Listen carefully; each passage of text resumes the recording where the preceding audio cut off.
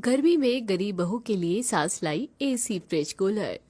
आपने एक सास होकर एक पति और माँ दोनों का फर्ज निभाया है। इतनी गरीबी की हालातों से गुजरते हुए भी आपने कूलर, एसी, फ्रिज सबका इंतजाम किया ताकि मैं आराम से रह सकूं। भगवान ने मुझे भले ही बेटी ना दी हो, लेकिन बहू के रूप में तुझे बेटी बनाकर भेजा है और मैं बहुत खुश हूँ। आप जैसी सास हर एक बहू को मिलनी चाहिए जो अपनी बहू को एक बेटी बनाकर रखे। दूसरी की सास होती होगी हजारों में एक, मेरी तो लाखों में एक है।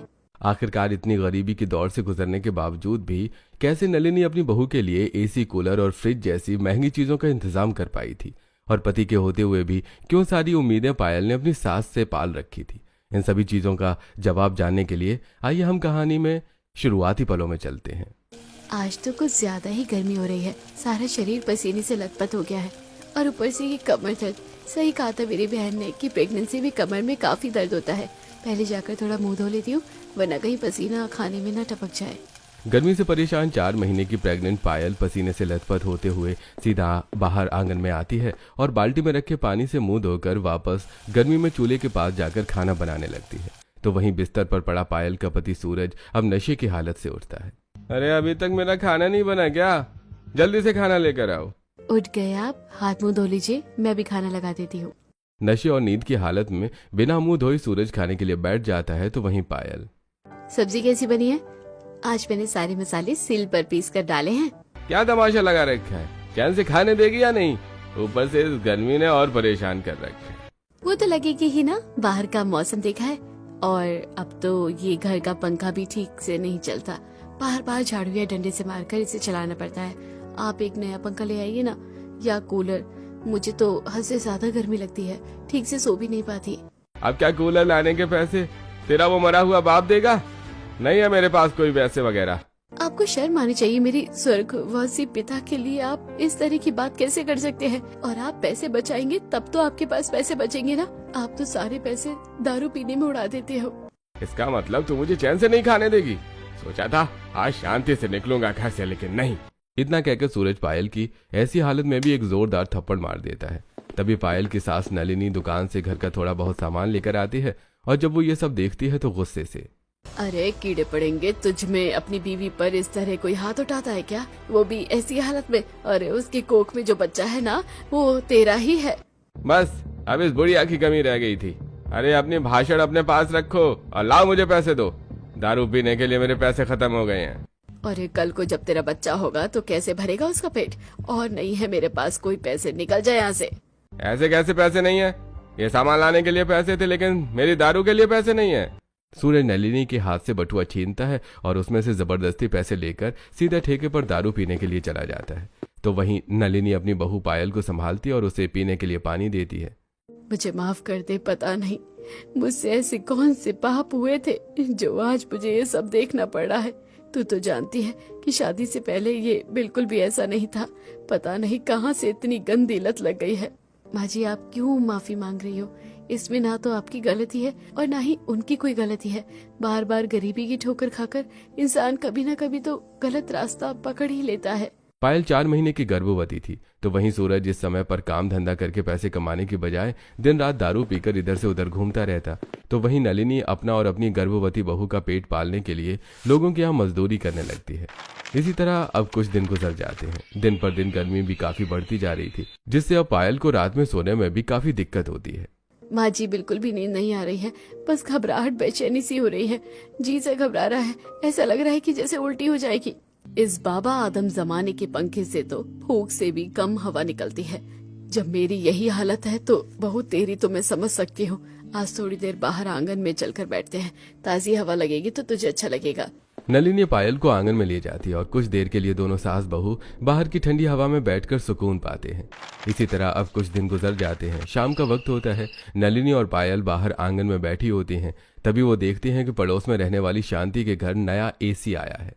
माँ जी, लगता है ये लोग नया एसी लगवा रहे हैं। अब तो ये लोग एसी की ठंडी ठंडी हवा में सोएंगे। मैंने सुना है कि एसी की ठंडी हवा में बड़ी सुकून भरी नींद आती है। मैं जहाँ काम करती हूँ ना, वहाँ पर भी एसी लगा है। जब भी पोछा लगाती हूँ तो थोड़ी देर एसी के सामने जाकर बैठ जाती हूँ, बड़ा अच्छा सा लगता है। एसी की ठंडी हवा को लेकर दोनों सास बहू के बीच बातें चल ही रही होती हैं कि तभी नलिनी देखती है कि शांति अपने घर से अपना पुराना कूलर बाहर निकालकर आंगन में रख रही है। अब बस कोई कबाड़ी वाला दिख जाए तो उससे ये कूलर बेच दूंगी। अब एसी आ गया है तो घर में कूलर का क्या काम। शांति इतना बोल ही रही होती है कि तभी नलिनी उसकी बातें सुनकर फौरन उसके पास आती है। अरे शांति, तुम अपना कूलर कितने में बेचोगी? इसे तो हो गए हैं 2-3 साल, तो कम से कम 1000-1500 में तो बेचूंगी ही, क्योंकि ये अभी भी काफी अच्छा चलता है। तो ये पैसे मैं तुम्हें दे दूंगी, तुम बस कल तक के लिए ये कूलर अपने पास रख लो। मेरी बहू का तो तुम्हें पता ही है, ऐसी हालत में उसे काफी गर्मी लगती है। कूलर के सामने रहेगी तो थोड़ा सुकून मिलेगा उसे। हम इतने समय से एक दूसरे के पड़ोसी है, इतना तो मैं कर ही सकती हूँ, लेकिन सिर्फ एक ही दिन, उससे ज्यादा नहीं।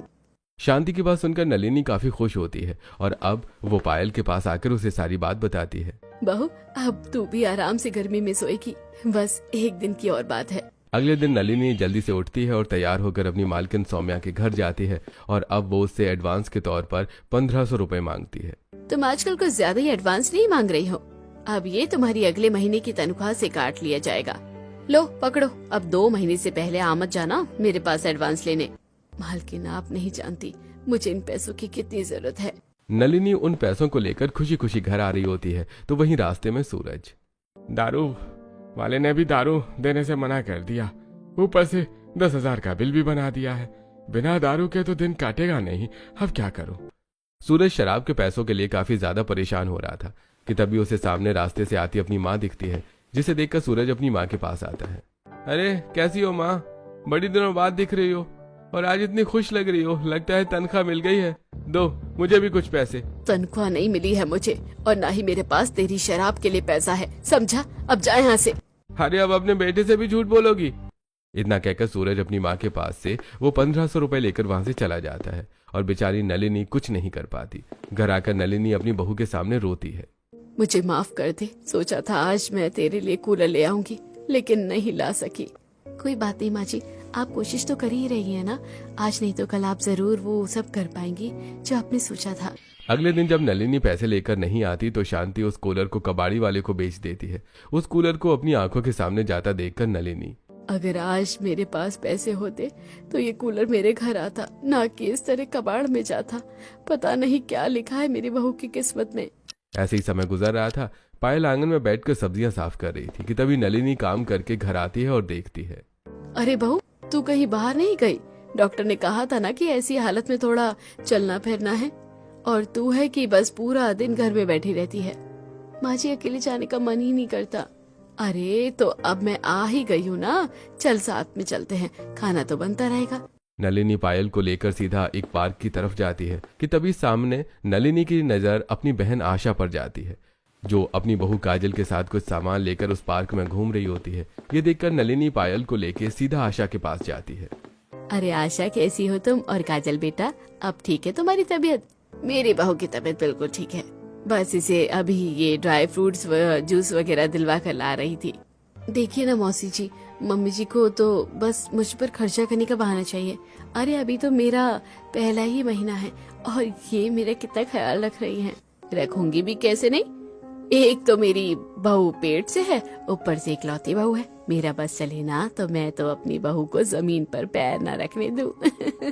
एक तरफ आशा की बहू काजल है जो इतनी खुश है और आशा उसे क्या क्या ला कर दे रही है, और दूसरी तरफ मेरी बहू है जो ऐसी हालत में भी मुझसे कभी कुछ नहीं मांगती। कितनी समझदार है मेरी बहू, वरना ऐसी हालत में लड़कियां चिड़चिड़ी हो जाती हैं और पता नहीं क्या क्या मांगती हैं। लेकिन मेरी बहू को देखो। काजल को देखकर नलिनी को अपनी बहू के लिए काफी बुरा लगता है, लेकिन वो बेचारी कर ही क्या सकती थी।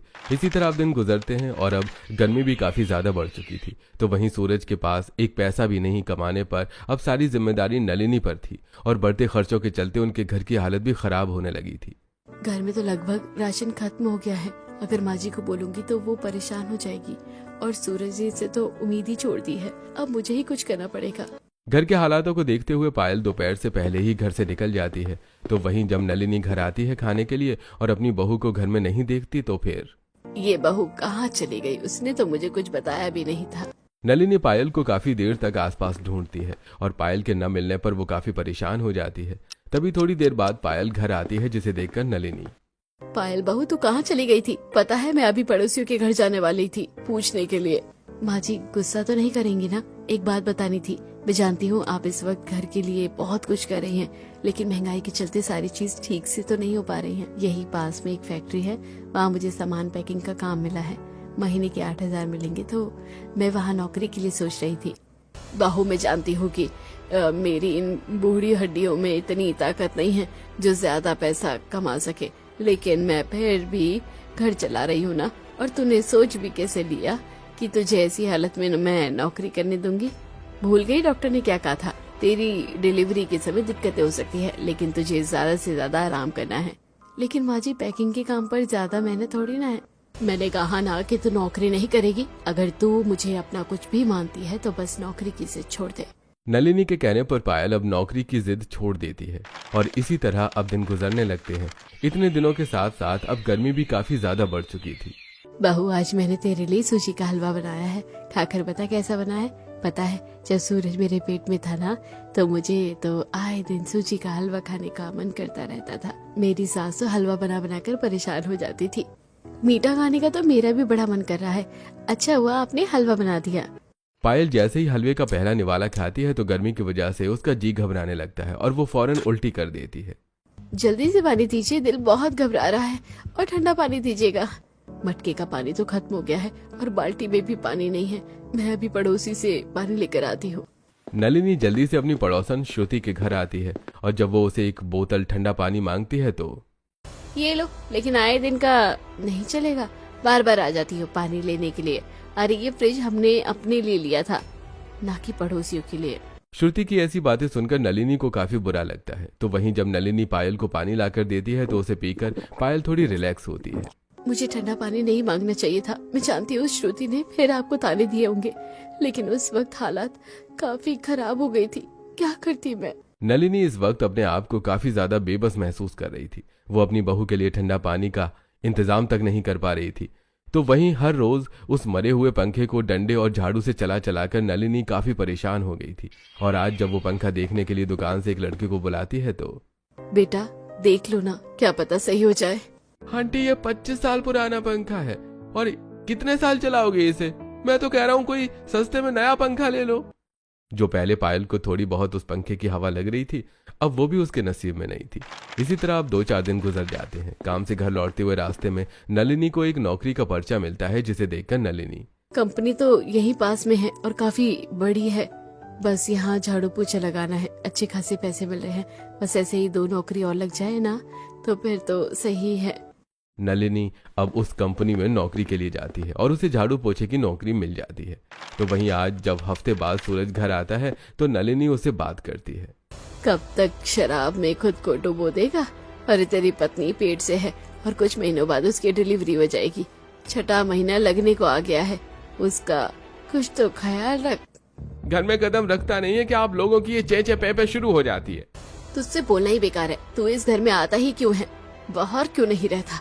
तुझे देखकर मेरा खून खौल उठता है। नलिनी अपने बेटे को भर भर कर सुनाने लगती है। और अब ऐसे ही कुछ दिन गुजर जाते हैं। हर रोज की तरह नलिनी ऑफिस में झाड़ू लगा रही होती है कि तभी वो देखती है, इस फ्रिज को ले जाकर मैं नीचे रखवा देते हैं। थोड़ी देर में वो आदमी आएगा और उसे ले जाएगा और नया फ्रिज दोपहर तक इंस्टॉल हो जाएगा। ऑफिस वाली किचन में रखे पुराने फ्रिज को निकाल कर नया बड़ा फ्रिज इंस्टॉल कर रहे होते हैं। जब नलिनी ये देखती है तो ये फ्रिज तो बिल्कुल अच्छे से काम करता है। आप इसे बेच रहे हैं क्या? हमें बड़ा फ्रिज चाहिए और ये काफी छोटा है। तो इसे मैं ले जा सकती हूँ क्या? इसकी जो पैसे आप मेरी तनख्वाह से काट लीजिएगा। मेरी बहू पेट से है और गर्मी से उसकी हालत खराब रहती है। फ्रिज का ठंडा पानी पिएगी तो थोड़ा सुकून रहेगा।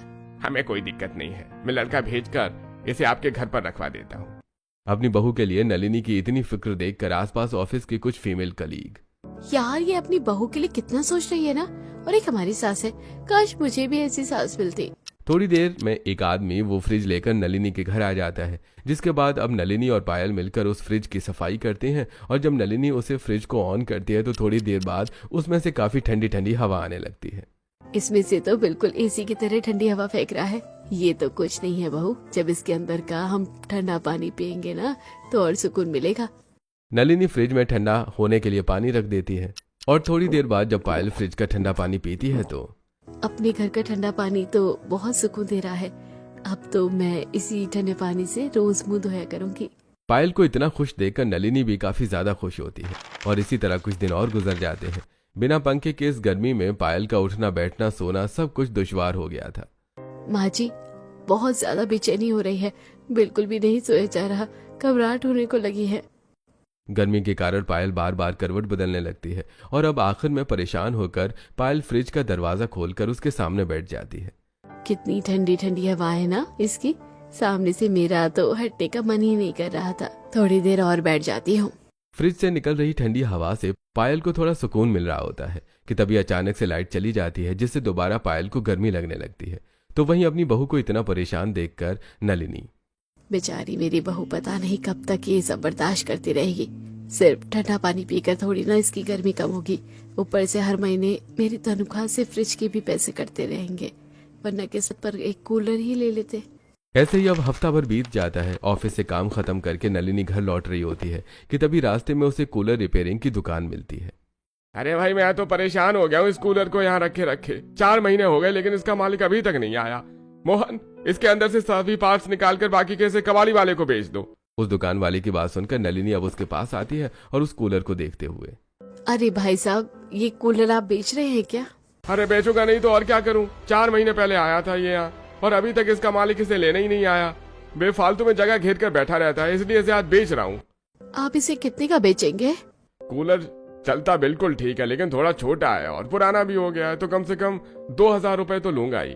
मेरे पास इस वक्त 500 रुपए हैं, आप 500 रख लीजिए, बाकी के पैसे मैं आपको सोमवार तक दे दूंगी। मुझे इस वक्त कूलर की बहुत जरूरत है और मेरे पास इतने पैसे नहीं है कि मैं दुकान से नया कूलर ले सकूं। भगवान के लिए पैसे अपने पास रख लीजिए, मैं अगले सोमवार तक पक्का पूरे पैसे दे दूंगी। ठीक है, लेकिन ज्यादा दिन मत लगाना, सोमवार तक दे जाना पैसे, वरना मंगल को आकर अपने 500 रुपए वापस ले लेना।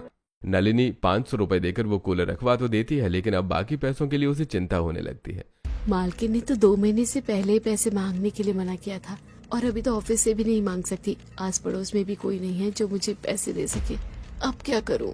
ऐसे ही 3 दिन गुजर जाते हैं और इसी बात को सोचते हुए नलिनी ऑफिस की तरफ जा रही होती है कि तभी उसे, इसी तरह रोज समय पर आकर झाड़ू लगा देना, यहाँ की हफ्ते में मैं दे दूंगी तुम्हें 2000, ठीक है? आप सड़क पर झाड़ू लगाने के हफ्ते के 2000 देते हो? हाँ, क्यों, तुम्हें भी ये काम करना है क्या? वैसे ये काम है तो सही, 4-5 दिन काम करके 2000 मिल जाएंगे तो मैं उस कूलर वाले को दे दूंगी और फिर मेरी बहू आराम से उस कूलर की ठंडी हवा में सोएगी।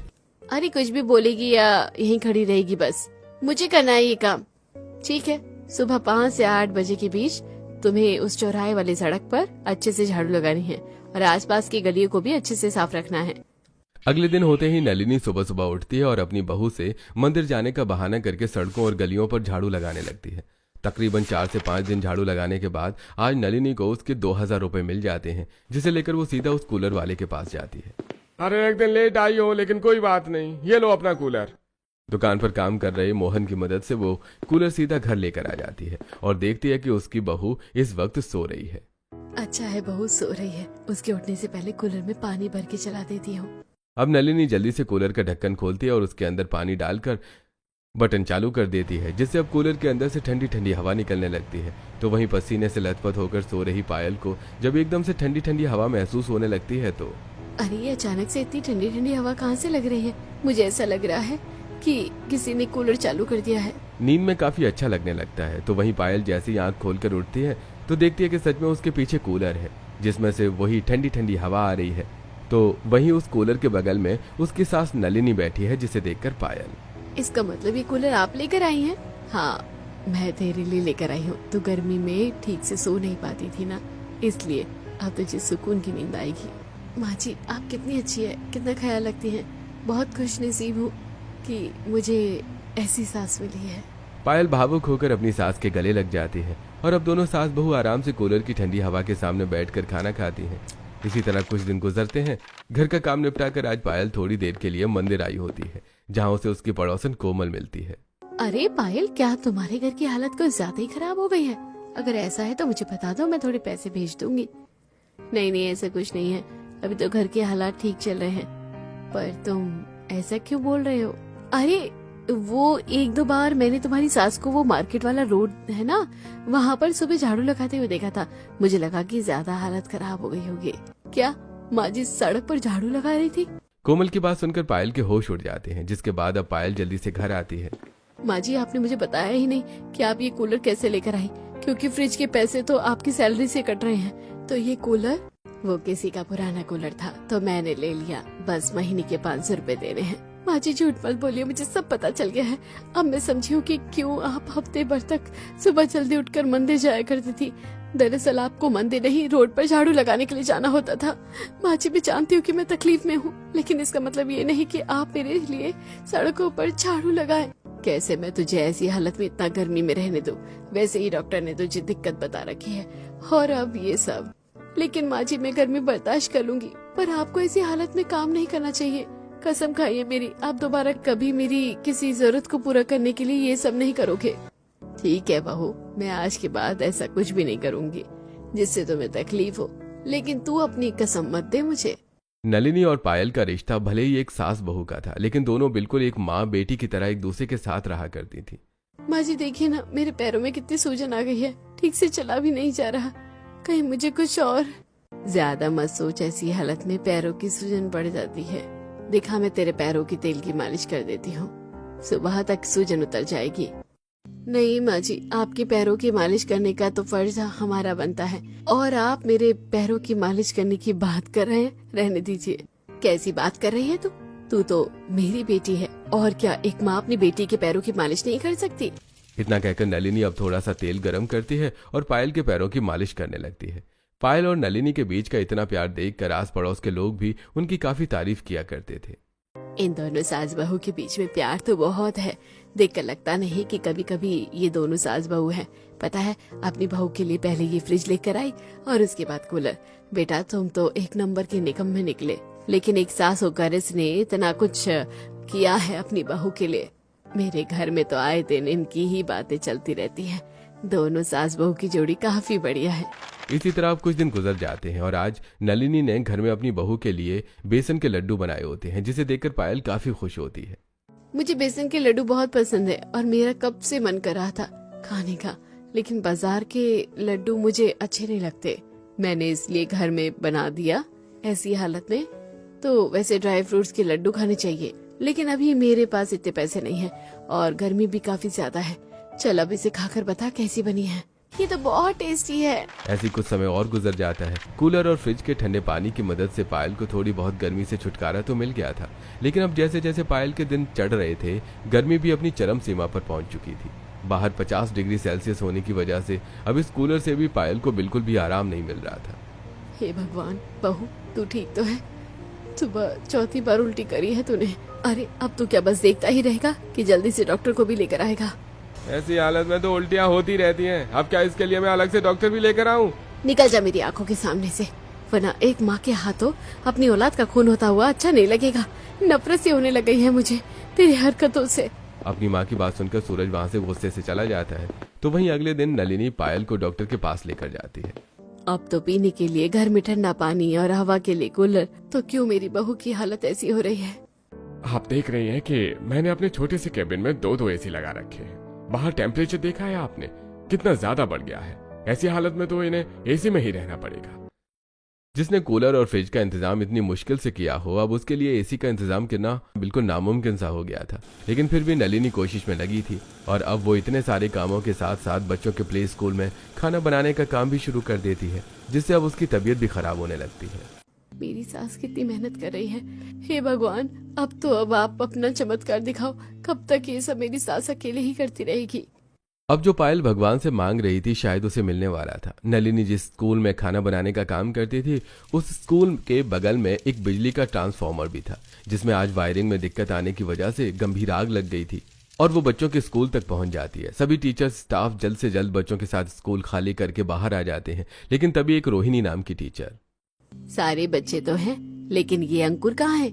बच्चों, किसी ने अंकुर को देखा है क्या? टीचर, अंकुर तो वॉशरूम के लिए गया था। हम भी उसे काफी टाइम से ढूंढ रहे हैं, लेकिन वो कहीं नहीं दिख रहा। उसे मैंने भी ऊपर वाले वॉशरूम की तरफ जाते हुए देखा था। आग तो बढ़ती जा रही है। अरे कोई जाकर बच्चे को बचाओ। सभी काफी ज्यादा परेशान हो रहे होते हैं। तो वहीं अब ज्यादा न सोचते हुए नलिनी सीधा स्कूल की तरफ जाती है और अब जल्दी से सीढ़ियां चढ़ते हुए वॉशरूम की तरफ भागती है और देखती है कि वो अंकुर नाम का बच्चा वहीं बेहोश पड़ा है, जिसे देखकर नलिनी उसे अपने आंचल में छुपाकर बाहर ले आती है। तो वहीं अब स्कूल के बाहर अंकुर के माँ बाप भी फौरन आ जाते हैं और अपने बेहोश बच्चे को देखकर जल्दी से उसे अस्पताल लेकर जा रहे होते हैं। मेरे बच्चे को कुछ भी हुआ ना, मैं आपके स्कूल को छोड़ूंगा नहीं। संदीप संगीता जल्दी से अंकुर को अस्पताल लेकर जाते हैं और अब थोड़ी देर बाद अंकुर को होश आ जाता है। शुक्र है भगवान का, मेरे बच्चे को कुछ नहीं हुआ, वरना मैं आपके स्कूल को बंद करवा देता। सर, लेकिन हमारी भी कोई गलती नहीं है। ट्रांसफॉर्म में कुछ वायरिंग प्रॉब्लम की वजह से आग लगी है, लेकिन अब हम इस स्कूल में अपने बच्चों को नहीं पढ़ाएंगे। और बच्चे की जान किसने बचाई, क्योंकि आप सब लोग तो बाहर थे, शायद कोई भी औरत उसे लेकर आई थी बाहर। वो स्कूल में खाना बनाती है, वही बूढ़ी अंकुर को बचाकर बाहर लेकर आई है, लेकिन पता नहीं फिर वो कहाँ चली गई। फिर कहाँ चली गई से क्या मतलब है? उस औरत ने हमारे बच्चे की जान बचाई है, मुझे जल्दी से उस औरत के घर का पता दीजिए। रोहिणी संदीप और संगीता को नलिनी के घर का पता देती है, जिसके बाद जब वो दोनों उस पते पर पहुंचते हैं तो देखते हैं कि नलिनी की बहू पायल अपने सास के जले हाथ पर मरहम लगा रही है। माँ जी, जलन हो रही होगी ना? बहू तो तू दुखी हो रही है, लेकिन मैं क्या करती, उस बच्चे को देख मुझसे रहा नहीं गया। पता है कितना मासूम बच्चा था, अगर थोड़ी देर और हो जाती तो कोई बड़ी अनहोनी हो सकती थी। नलिनी की ऐसी बातें सुनकर संगीता और प्रदीप काफी ज्यादा भावुक हो जाते हैं। आपका बहुत बहुत शुक्रिया, मैं उसी बच्चे की माँ हूँ। आपने मेरे बच्चे की जान बचाकर मेरी दुनिया बचा ली। आप ये कैसी बातें कर रही हैं? मैं भी तो एक माँ हूँ, तो एक माँ का दुख तो समझ सकती हो। वैसे अब वो बच्चा कैसा है, ठीक तो है ना? मेरा बेटा बिल्कुल ठीक है, लेकिन आपकी बहू मुझे ठीक नहीं लग रही है। उनके हाथ पैरों पर कितने ज्यादा दाने हैं, ऐसी हालत में ऐसी चीज ठीक नहीं होती शरीर के लिए। संगीता के पूछने पर नलिनी अब उन्हें अपने घर के हालातों के बारे में बताती है, जिससे उन दोनों को भी काफी बुरा लगता है। और अब वो उनके घर से निकलकर एक बड़ी सी एसी की शॉप में जाते हैं, जहां से वो उनके लिए एक अच्छा सा एसी लेकर आते हैं, जिसे नलिनी और पायल ये सब देखती है। इसकी क्या जरूरत थी? मैंने अंकुर को अपना पोता समझकर उसकी जान बचाई है। मुझे उसकी जान बचाने के बदले ये नहीं चाहिए। आप गलत समझ रहे हैं। मैं तो एक माँ हूँ, तो पायल का दुख समझ सकती हूँ। मैंने तो बस पायल के होने वाले बच्चे के लिए किया है, ताकि उसे ज्यादा तकलीफ ना हो गर्मी में। वैसे अंकुर के मुंह से कई बार सुना था कि जो अंकुर के स्कूल में खाना बनाती है वो काफी बढ़िया खाना बनाती है, और अब वो तो आप ही हैं। इसलिए मैं सोच रहा था कि आप मेरे कंपनी में एम्प्लॉय के लिए खाना बनाएं, जिससे आपकी अर्निंग भी अच्छी होगी और घर के हालात भी सुधर जाएंगे। अरे क्यों नहीं, मैं तो बस अपनी बहू को हर खुशियाँ देना चाहती हूँ, चाहे इसके लिए मुझे कितनी देर मेहनत क्यों न करनी पड़े। अपनी सास की बातें सुनकर पायल की आंखें भर आती हैं और अब वो भावुक होकर, आप इतनी मेहनत करके मेरे लिए सबसे पहले फ्रिज लाई और कूलर लाई, फिर कूलर, और अब आपकी वजह से ये एसी भी आया है। जो चीज सूरज को करनी चाहिए थी वो चीज आपने मेरे लिए की है। मैं तो चाहकर भी आपका ये एहसान नहीं भूल पाऊंगी। मेरे हालातों को देखते हुए आप गर्मी में मेरे लिए वो हर चीज लाए जो नामुमकिन थी, और एक माँ अपनी औलाद को परेशानी में देखते हुए उसके लिए कुछ भी नहीं कर सकती।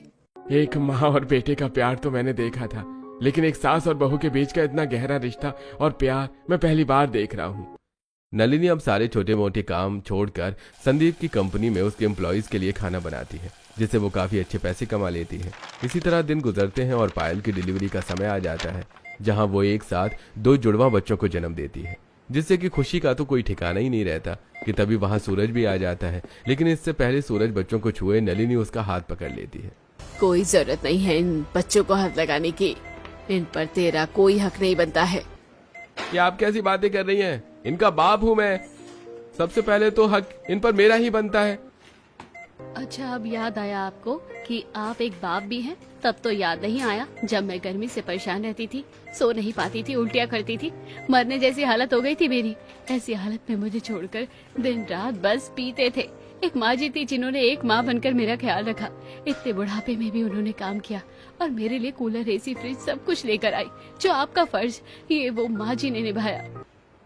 अब तू एक बाप होने का हक खो चुका है। निकल जा हमारी जिंदगी से, कभी वापस मत आना। नलिनी के मुंह से ऐसी बातें सुनकर आज सूरज को अपने किए पर पछतावा होता है और वो हाथ जोड़कर माफी मांगने लगता है। मुझे माफ कर दीजिए, मुझसे सच में बहुत बड़ी गलती हो गई। मुझे एक मौका दीजिए बस अपनी गलती सुधारने का। तो इसके लिए आपको नया नशा मुक्ति केंद्र जाना पड़ेगा। जब तक आप अपनी ये पुरानी आदतें छोड़ नहीं देते तब तक आपका हम पर और इन बच्चों पर कोई हक नहीं है। सूरज अब हर हाल में अपने परिवार के साथ रहना चाहता था, इसलिए वो नशा मुक्ति केंद्र जाने के लिए तैयार हो जाता है और वहाँ कुछ महीने रहकर सूरज पूरी तरह से बदल जाता है और अब अपनी माँ, बच्चों और बीवी के लिए दिन रात मेहनत करके उनका ख्याल रखता है और अब पूरा परिवार एक साथ हंसी खुशी रहता है।